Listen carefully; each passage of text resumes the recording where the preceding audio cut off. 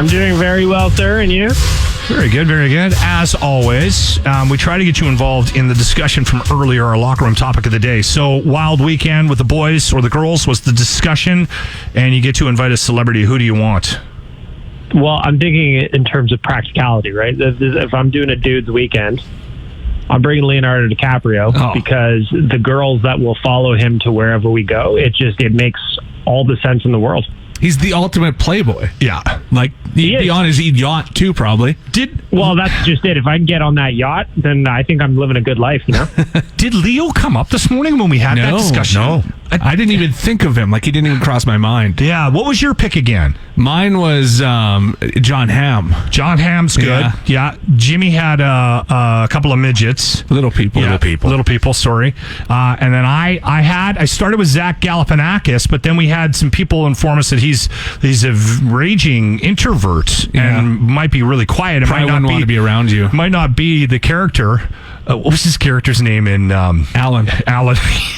You might not be taking Alan with you, right? Yeah, so then you think you're getting Alan and he just sits there and doesn't say anything? That's no fun. That's no fun. So I changed to Jack Black. Yeah, that'd be good. Like, he would entertain you. He seems like he's got a lot of jokes. He can sing you a song. That sounds fun. Yeah. Awesome. So we're going to start out with, what's the deal with Jesse Puljujarvi right now?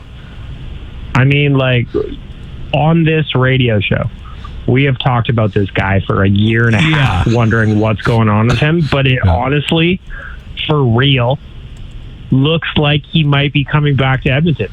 Ken Holland might have actually worked some magic and waited him out. Didn't somebody the point where they built a bridge and got him back? Didn't somebody on this show call that? I have no idea. I mean, I wouldn't be surprised. Was it you? It just like not me. It seems like one of those situations where maybe a little bit of time would heal the wounds. And I give Ken Holland all the credit in the world because he could have just done the Peter Chiarelli thing that we probably would have seen during that era where they would have just traded him for a low pick. But he had a price in mind.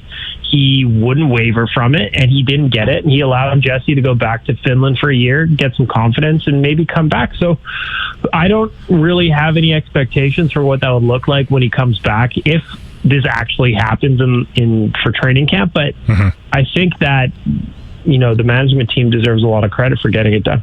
That's worth mentioning that the season's going to start right after the playoffs, right? Like, we're going to wrap up the playoffs. They'll probably get a week or two off, and then boom, we're back at it again, right? Yeah, it's going to be very compressed. Like, I don't know when. I think that they actually want to speed up the Stanley Cup playoffs a little bit with less off days, just so that they can have more off-season time, because they still need to get a draft in. They still need to get some free agency in. But we also don't really necessarily know what next season is going to look like. You can't hub players for 6 months, though rumblings came out this week that it looks like there may be 4 or 5 or 6 hub cities, and players kind of go in there like shift workers almost, where you go in, you get your 7-8 games, and then you're out for a few weeks kind of thing. They're trying to look at that. So I don't know. With the whole coronavirus, man, it just like everything is weird and everything is strange, and I guess we'll just have to see how it goes. So last week, I remember I mentioned, I was like, do you think they would ever trade for Marc-Andre Fleury?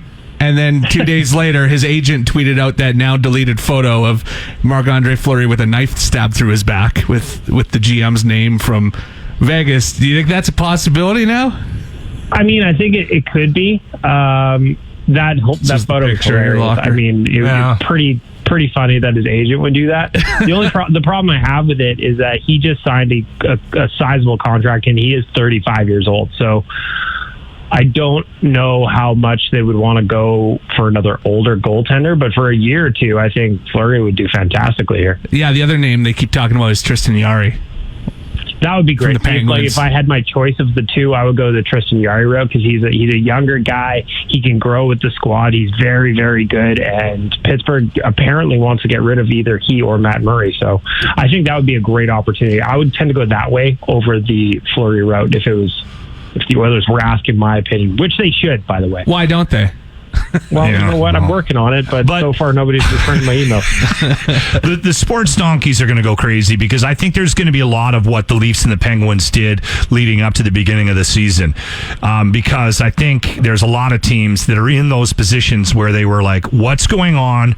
Why isn't this team playoff ready? Why did we get punted so quick? Let's throw a bomb into the middle of this thing. So I think there's, and then we've talked about the cap issues. I think there's going to be a lot of shuffles.